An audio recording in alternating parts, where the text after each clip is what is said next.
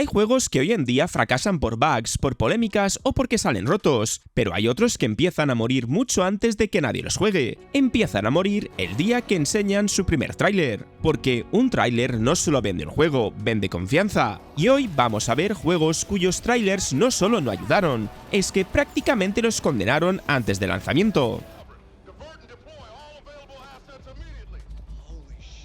Y uno de los casos más bestias fue Call of Duty Infinite Warfare, que llegó justo cuando la comunidad estaba saturada del futurismo y lo que enseñaron fue más naves, más gravedad cero y más ciencia ficción. Para empezar, hay que entender un poquito el contexto. Veníamos de varios años donde la comunidad ya estaba bastante cansada del rollo futurista, exotrajes, saltos imposibles o correr por paredes. Advanced Warfare y Black Ops 3 ya habían quemado bastante esa fórmula. La gente llevaba tiempo pidiendo algo más tipo pies en el suelo, más clásico, más estilo Modern Warfare. ¿Y qué hizo Activision? Justo lo contrario. El primer tráiler de Infinite Warfare salió y fue como echar gasolina al fuego. De repente veías naves espaciales, combates en gravedad cero, cazas en el espacio. Parecía más un spin-off de ciencia ficción que un Call of Duty principal. Y claro, la reacción fue instantánea. La comunidad no lo veía como una evolución, lo veía como una desconexión total con lo que pedían. Pero el problema no fue solo el concepto, fue cómo lo enseñaron.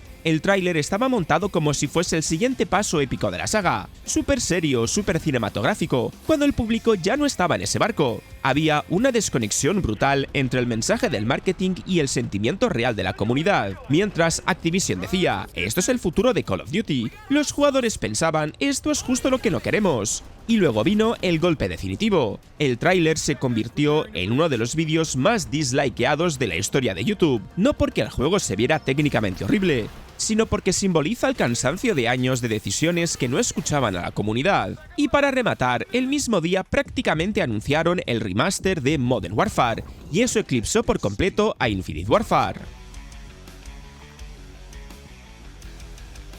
Y algo parecido, pero por motivos distintos, le pasó a Duke Nukem Forever. Este juego no llevaba 2 o 3 años en desarrollo, llevaba más de 10 años. Se anunció en los 90, cuando Duke Nukem era un icono, un personaje gamberro, provocador, que representaba esa época dorada de los shooters noventeros. Cada tráiler que salía durante esos años alimentaba una idea en la cabeza de la gente. Cuando salga va a ser una locura. El problema es que esos trailers eran puro humo. Durante años se enseñaban pequeñas demos técnicas, trozos súper guionizados, escenas que parecían espectaculares para su momento, pero el juego nunca salía. Cambiaban de motor gráfico, reiniciaban desarrollo, rehacían sistemas enteros. Cada tráiler prometía un juego revolucionario, pero la realidad es que el proyecto estaba atrapado en el infierno del desarrollo. ¿Y qué pasó? Que mientras el juego se retrasaba internamente, la industria avanzaba sin él. Y cuando por fin empezaron a salir los trailers finales, los que ya representaban el producto real, el golpe fue muy duro. Lo que antes parecía puntero, ahora se veía viejo, rígido y anticuado. Animaciones robóticas, gunplay sin impacto, físicas pobres y escenarios que parecían de otra generación. No era un desastre técnico para 2001, pero sí lo era para 2011. Y claro, ahí vino la desconexión brutal. Los trailers intentaban venderlo como el regreso del rey, con ese tono chulesco de Duke, humor subido de tono, frases épicas, pero visualmente no acompañaba. Era como si el marketing siguiera anclado en los 90, mientras el público ya estaba en la era de Call of Duty, Halo, Battlefield, con estándares muchísimo más altos. Al final, el tráiler no solo mató al juego, sino que terminó de rematar su imagen. Luego tenemos Gears of War Judgment, que no se veía mal, pero transmitía que la saga estaba perdiendo su esencia. Veníamos de la trilogía original de Gears, que había cerrado con Gear 3, dejando un legado brutal, tono oscuro, peso narrativo, personajes muy queridos, una guerra que se sentía desesperada. La gente asociaba Gears con crudeza, con ritmo táctico, con coberturas pesadas, con esa sensación de cada paso cuenta. ¿Y qué mostraron los primeros trailers de Judgment? Acción mucho más arcade, enemigos apareciendo en oleadas constantes, ritmo más rápido, casi estilo modo horda permanente. Se veía más shooter de feria que un Gears clásico, y claro, la comunidad empezó a torcer el gesto. Pero el problema gordo vino con las mecánicas que enseñaron. Los trailers mostraban cambios jugables importantes, como eliminar el botón clásico de cambiar de arma para meter granadas rápidas, armas más accesibles, menos peso táctico. Parecía que querían hacerlo más accesible, más ágil, pero eso chocaba con la identidad de la saga. saga. Gears nunca había sido ágil, había sido contundente. Y luego estaba el tono visual. Los trailers usaban colores más vivos, más iluminación, escenarios menos opresivos. No era ese ambiente gris, sucio, devastado que definía la Guerra Locust. Parecía casi un spin-off estilizado, no una precuela seria de un conflicto brutal. Otro detalle que hizo daño fue el enfoque narrativo que enseñaban. Bardi como protagonista molaba, sí, pero los trailers no transmitían peso dramático, transmitían espectáculo, explosiones, frases chulescas, acción sin pausa, pero poca sensación de tragedia o épica militar. Parecía que la historia era una excusa para disparar, no un capítulo importante del lore.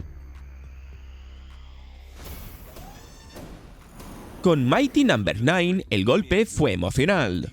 Era el sucesor espiritual de Mega Man, liderado por Keiji Inafune y financiado por fans en Kickstarter. La gente no solo esperaba un buen juego, esperaba el regreso de una leyenda. Y claro, los primeros trailers tenían una responsabilidad enorme. El problema es que cuando empezaron a enseñar gameplay real, la ilusión empezó a desinflarse muy rápido. Visualmente el juego no se veía terrible, pero tampoco se veía bien. Los escenarios parecían genéricos, con texturas planas, fondos poco detallados y colores apagados. No transmitía ese encanto, ese carisma visual que tenía Mega Man incluso en 2D. Pero lo peor fue el acabado general. Las animaciones se sentían rígidas, los impactos no tenían fuerza, y los enemigos parecían de plástico. Cuando disparabas no había sensación de poder, no había feedback contundente. Para un juego que vive de la precisión y el gameplay lateral, eso era un problema enorme y los trailers lo dejaban clarísimo. Y luego llegó el golpe que terminó de hundir la percepción pública, el famoso trailer con la frase de "Make the bad guys cry like an anime fan on prom night".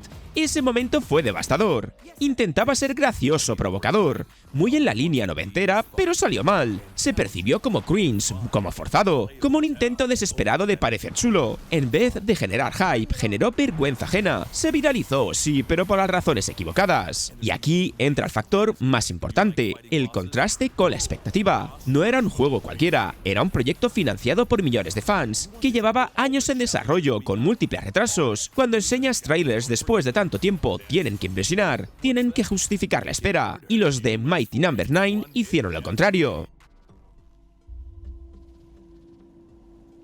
Y en el caso de Hitman Absolution, el problema fue enseñar el juego equivocado. No es que los trailers fueran feos visualmente, sino que traicionaron totalmente lo que los fans amaban de la saga. Y eso en esta industria es cavar tu propia tumba. El punto de quiebre absoluto fue el infame tráiler Attack of the Saints, en el que veíamos a la Agente 47 masacrando a un grupo de monjas asesinas, vestidas de látex en una lluvia de balas y explosiones. ¿El problema? Hitman siempre fue sobre ser un fantasma, un profesional que mataba sin ser visto. Este tráiler gritaba Gears of War o Call of Duty, vendiendo una acción genérica y explosiva que alejó a los puristas que esperaban un simulador de asesinatos cerebral. Además, la estética grindhouse, hipersexualizada y violenta, se sintió forzada e inmadura. La prensa y el público lo tacharon de sexista y gratuito, lo que obligó a IO Interactive a pedir disculpas públicas incluso antes de que el juego saliera. La comunidad sintió que Square Enix estaba casualizando la franquicia para atraer a las masas, destruyendo la esencia de libertad y sigilo de entregas como Blood Money. Y para rematar, lanzaron una aplicación en Facebook que permitía marcar a tus amigos para asesinarlos por razones insultantes, como su físico, lo cual fue escandaloso de relaciones públicas que duró apenas unas horas antes de ser borrado. Entre el marketing que no entendía al personaje y un juego final que resultó ser mucho más lineal y limitado de lo esperado, la confianza se rompió. Al final, aunque vendió millones, se consideró un fracaso espiritual que casi mata a la franquicia, forzando el reinicio total que vimos años después. Luego llegó El Señor de los Anillos Gollum, donde el protagonista ya generaba dudas, pero los trailers ya las confirmaron. Para empezar, el problema nació desde el propio concepto que enseñaban. Cuando piensas en El Señor de los Anillos, esperas épica, combates, exploración, criaturas, batallas, pero los trailers te mostraban un juego centrado en sigilo muy lento, parkour básico y decisiones narrativas. No era mala idea sobre el papel, pero venderlo visualmente era muy complicado y no supieron hacerlo atractivo. Luego estaba el elefante en la habitación. Gollum. El diseño del personaje en los trailers generó rechazo instantáneo, no porque fuese feo, que tenía que serlo, sino porque parecía raro técnicamente, con animaciones extrañas, expresiones faciales poco naturales y una iluminación que no le favorecía absolutamente nada. En vez de verse cinematográfico, parecía plástico, casi de un juego con 5 euros de presupuesto. Y claro, cuando tu protagonista genera memes en vez de empatía, mal empezamos. Pero el golpe fuerte vino con el gameplay que enseñaban. Los trailers mostraban mecánicas muy limitadas, moverte por cornisas, esconderte en hierba, tomar decisiones morales entre Sméagol y Gollum, pero todo se veía rígido, lento y sin impacto. No había sensación de libertad ni de profundidad jugable, parecía un juego lineal disfrazado de sigilo emergente. Además, los escenarios que enseñaban tampoco ayudaban. Mordor, cuevas, fortalezas, pero todo se veía vacío, con texturas flojas, iluminación irregular y poco detalle en general. Y claro, aquí entra el factor expectativa. Estás usando una de las IPs más queridas de la historia. La gente espera algo al nivel de Shadow of Mordor. Cuando los trailers enseñan algo que parece varias generaciones por detrás en ambición técnica, el rechazo es automático. Cada nuevo vídeo no generaba hype, generaba preocupación. Comentarios tipo, esto se ve viejo, parece de PS3, ¿por qué Gollum? Y empezaron a dominar toda la conversación. Con DMC Devil May Cry, el incendio fue creativo.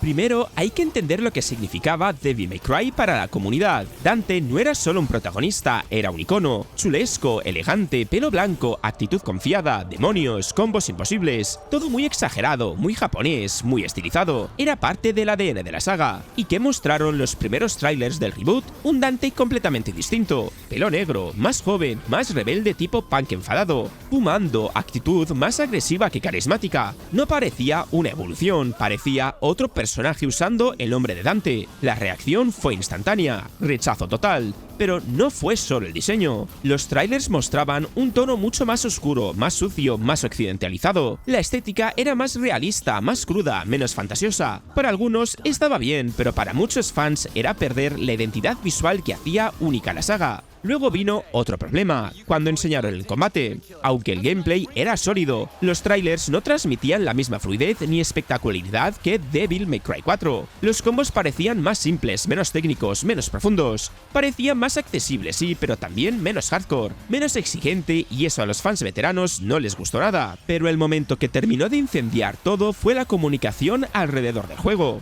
Comentarios de desarrolladores insinuando que el Dante clásico era anticuado, o que este nuevo diseño era más relevante para la audiencia moderna, no ayudaron en absoluto. Los trailers ya habían generado desconfianza y esas declaraciones la convirtieron en enfado. Cada nuevo vídeo se analizaba con lupa, no para hypearse sino para buscar fallos. El discurso pasó de a ver qué tal a esto no es Devil May Cry. Y Battlefield 5 fue distinto porque aquí la polémica fue de tono. Veníamos de Battlefield 1, que había sorprendido muchísimo, ambientación histórica cuidada, tono serio, sensación de guerra cruda, inmersión brutal. La comunidad pensaba, si hacen eso con la Primera Guerra Mundial, imagina la Segunda. Las expectativas estaban por las nubes. ¿Y qué pasa cuando salió el reveal trailer de Battlefield 5? Que parecía casi otra cosa. El vídeo enseñaba combates caóticos, sí, pero con un tono mucho más arcade, más exagerado. Soldados con skins llamativas, pintura facial, prótesis futuristas, katanas, situaciones muy hollywoodienses. No transmitía realismo histórico, transmitía espectáculo estilizado. Y allí empezó la polémica. No era solo por una decisión concreta, era la sensación general de que la Segunda Guerra Mundial se estaba tratando con poca seriedad. La gente esperaba algo más cercano a Band of Brothers, y el tráiler parecía una peli de acción desatada sin filtro histórico. Y el caso más viral fue el personaje con el brazo prostético corriendo al frente de batalla. Históricamente podía tener explicación, sí, pero visualmente rompía la fantasía bélica que muchos esperaban. Se convirtió en meme al instante, símbolo de esto no es Battlefield histórico. Y resultado, los trailers no vendieron la fantasía de la Segunda Guerra Mundial definitiva, vendieron una versión estilizada que chocaba con lo que la comunidad imaginaba. Después tenemos Skull Island Rise of Kong, donde directamente el problema fue técnico. Desde el primer tráiler, la reacción fue de desconcierto total. No de «esto no me gusta», sino de «¿esto es real?», porque visualmente el juego se veía extremadamente pobre. Modelados muy simples, texturas planas, iluminación básica, animaciones rígidas. Parecía un juego de PS2 o uno de PS3 temprano, no un lanzamiento moderno. Y claro, cuando estás usando una IP como King Kong, la expectativa visual es gigantesca. La gente esperaba escala, destrucción, peso en los movimientos, sentir que controlas a una criatura colosal. Pero los trailers enseñaban justo lo contrario. Kong se movía ligero, sin impacto. Los golpes no transmitían fuerza. Los enemigos parecían muñecos esperando turno para atacar. No había sensación de brutalidad. Y luego tenías el diseño de niveles. Los escenarios enseñaban pasillos vacíos selváticos, con poca interacción, poca destrucción, poca vida. No transmitían aventura, transmitía recorrido lineal genérico. Para una isla mítica llena de criaturas y peligros, todo se veía sorprendentemente pequeño. Pero el golpe más duro fue el acabado técnico general. Las cinemáticas tenían expresiones faciales muy limitadas, sincronización labial pobre, cámaras estáticas. Parecía un juego sin pulir, como si fuese un tráiler temprano de desarrollo, pero era material promocional final, y eso hizo saltar todas las alarmas. Y cuando Internet huele debilidad técnica, no perdona.